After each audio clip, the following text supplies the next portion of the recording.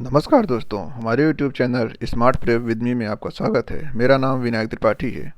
आज के इस वीडियो में हम आपको बताने वाले हैं इन्फ्लेशन, मुद्रास्फीति के बारे में। अगर आप हमारे चैनल पर नए हैं तो हमारे चैनल को अभी सब्सक्राइब करें और इस वीडियो को लास्ट तक देखें। तो आइए समझते हैं मुद्रास्फीति क्या है।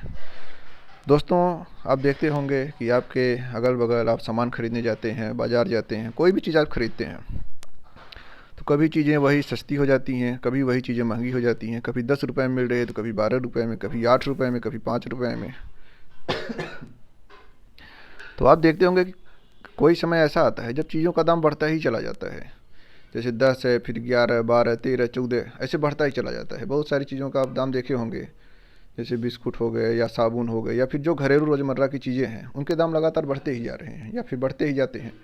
तो जब एक निश्चित समय तक कुछ दिन तक दाम बढ़ते ही जाते हैं तो उनमें महंगाई का असर आ जाता है। महंगाई, फिर हम कहते हैं महंगाई बढ़ रही है, महंगाई बढ़ रही है।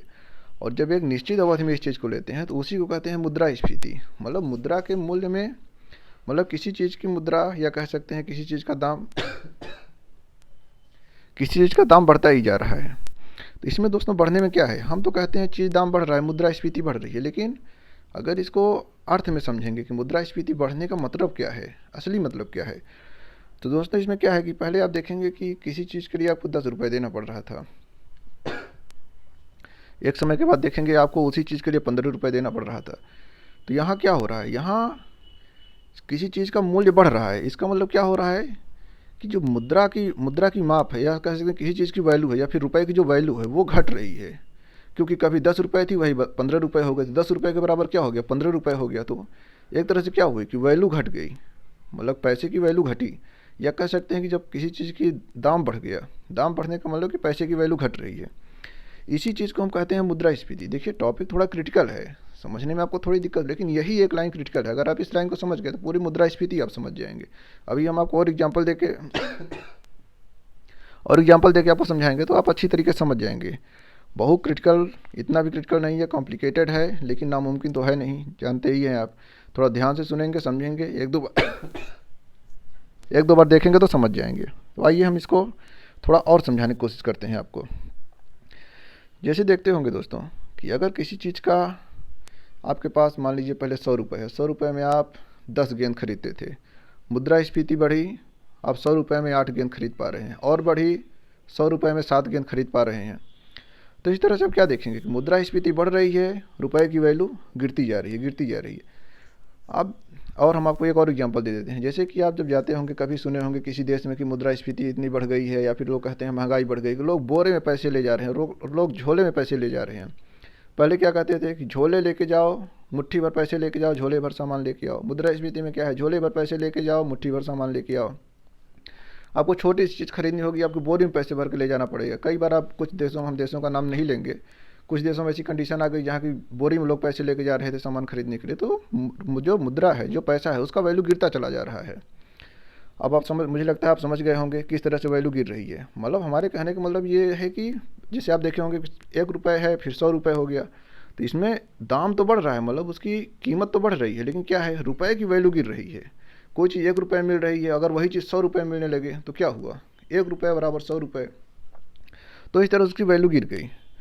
तो जब दोस्तों इसकी वैल्यू गिर जाती है रुपए की, तो यही हम यहाँ पे हम आपको बताएंगे, या फिर अगले अपने इसके दूसरे पार्ट में बता देंगे। ये पार्ट 1 है इस वीडियो का। दूसरे पार्ट में हम आपको बता देंगे किस तरह से, जैसे कि डॉलर के मुकाबले अपना रुपया गिरता है, तो वहाँ क्या सिचुएशन होती है। फिलहाल यहाँ हम सिर्फ मुद्रास्फीति को समझेंगे। ये वीडियो हम केवल आपको एक समझ विकसित करने की, डिफिनीशन बताने के लिए वीडियो बनाए हैं। इसका डिटेल, हम इन्फ्लेशन की डिटेल अपने दूसरे वीडियो में डालेंगे। तो आइए इसको थोड़ा और समझते हैं कि कैसे क्या होता है। अब मुद्रास्फीति दोस्तों, जब हम टेक्निकल भाषा में आएंगे, अपने लिखने की भाषा में, कहीं आपको उत्तर लिखना होगा, तब क्या होगा, तब देखते हैं। अगर किसी चीज़ की वस्तु है, सप्लाई है, वस्तु सप्लाई का मतलब ये हुआ कि जैसे कि मान लीजिए कोई फैक्ट्री में सामान बन रहा है, लोगों में उसकी डिमांड है। आप ऐसे भी देखते होंगे, जो चीज़ जैसे सोना है, महंगा है। कोई भी चीज़ महंगी कब होती है, जब उसकी सप्लाई कम हो जाती है, या फिर उसकी वैल्यू बहुत ज़्यादा रहती है, वो कीमती वस्तु रहती है, तब वो चीज़ महंगी होती है। तो जो अपने हम खाने पीने की चीज़ में या यूज़ करने वाली चीज़ों में जो चीज़ें देखते हैं, अगर इनकी सप्लाई कम हो जाए, मतलब कि आपूर्ति कम हो जाए, जैसे कि दुकानों में आना बंद हो जाए, जैसे कि मान लीजिए कोई चीज़ पाँच पीस बची है और 10 लोग उसको लेने पहुंच गए, तो क्या होगा, उसकी डिमांड बढ़ जाएगी। डिमांड बढ़ने से क्या होगा, उसकी प्राइस बढ़ जाएगी। भाई जब जान जाएंगे कि ज़्यादा लेने वाले हैं तो हम इसकी प्राइस बढ़ा देंगे तब भी लेंगे, क्योंकि वो मजबूरी की चीज़ें हैं, ज़रूरी चीज़ें हैं। तो इसमें आप देखेंगे कि जब चीज़ों की वैल्यू बढ़ाते चले गए, प्राइस बढ़ाते चले जाएंगे, तो उसी में क्या होगा कि मुद्रास्फीति बढ़ती चली जा रही है। तो एक तो इसका कारण ये हो गया कि अगर आपूर्ति कम हो रही है तो डिमांड बढ़ रही है, डिमांड बढ़ने से क्या होता है कि मुद्रास्फीति बढ़ती चली जाती है। अब इसमें दोस्तों हमें एक चीज़ और आपको बता दें कि अगर मुद्रास्फीति बढ़ती है तो बेरोजगारी घटती है, मगर मुद्रास्फीति और बेरोजगारी में उल्टा संबंध होता है, अगर एक बढ़ेगा तो दूसरा घटेगा। तो इस तरह से दोस्तों आप समझ चुके होंगे कि डिफिनीशन इसकी क्या है, मतलब मुद्रास्फीति एक्चुअल में है क्या, कैसे बढ़ती है, कैसे घटती है, क्या कहते हैं इसको, कीमत पे क्या प्रभाव पड़ता है, किसी चीज़ की अगर कम होगी तो कीमत बढ़ेगी, कीमत घटेगी, ये सब मुझे लगता है आप समझ चुके होंगे। हम आपको जाते जाते एक बार फिर से रिवाइज कर देते हैं इस चीज़ को कि कैसे मुद्रास्फीति घटती है, कैसे बढ़ती है, किसको कहते हैं घटना बढ़ना। इसमें एक है कि अवधि, अगर लंबे समय तक किसी चीज़ की कीमत बढ़ रही है, बढ़ती ही जा रही है, तो उसे मुद्रास्फीति कहेंगे। आप इसको कह सकते हैं महंगाई भी बढ़ती चली जाती है उसी रिस्पेक्ट में, तो इसको मुद्रास्फीति कहते हैं। अब इसमें देखेंगे कि अगर दूसरी डिफिनीशन हो सकती है, दूसरा कारण हो सकता है कि अगर किसी चीज़ की आपूर्ति कम हो गई है, डिमांड बढ़ गई है, रुपए का मूल्य गिरना शुरू हो गया है, तो एक समय के बाद इसको भी मुद्रास्फीति कहना शुरू कर देंगे, क्योंकि डिमांड और सप्लाई को इसमें दिया जाता है, ध्यान दिया जाता है कि मांग क्या है, आपूर्ति क्या है। तो मुझे लगता है आप समझ चुके होंगे। आप इस वीडियो को, इस टॉपिक को जारी रखने के लिए हमारे इस वीडियो का पार्ट 2 देखें। यहाँ हम आपको डिफिनीशन दिए, वहाँ हम इसको डिटेल बताएंगे मुद्रास्फीति क्या होती है, कितने प्रकार की होती है, इसकी गणना कैसे की जाती है, परीक्षाओं में प्रश्न कैसे पूछे जाते हैं, और भी कुछ वक्र होते हैं या फिर कुछ टेक्निकल जानकारी इसकी है, तो उसको हम अपने अगले वीडियो में बनाएंगे। इस वीडियो को छोटा रखेंगे जिससे कि आप डिफिनीशन समझ जाएं, और जल्दी हम इसका दूसरा पार्ट भी अपलोड करेंगे। तो आप इस वीडियो में बने रहें।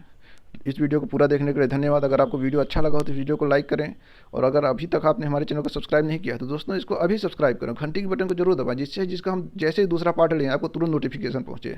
तो दोस्तों इस वीडियो में इतना ही, धन्यवाद, जय हिंद।